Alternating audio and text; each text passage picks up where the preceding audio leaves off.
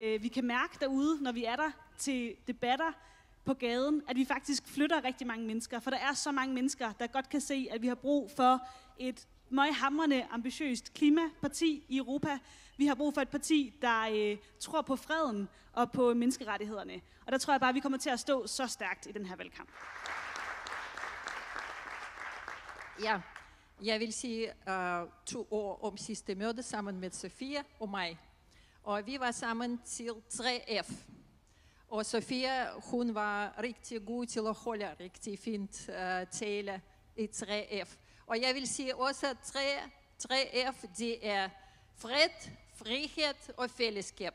Og det er også Jan til fred, Jan til frihed og Jan til fællesskab. Ja til Jan!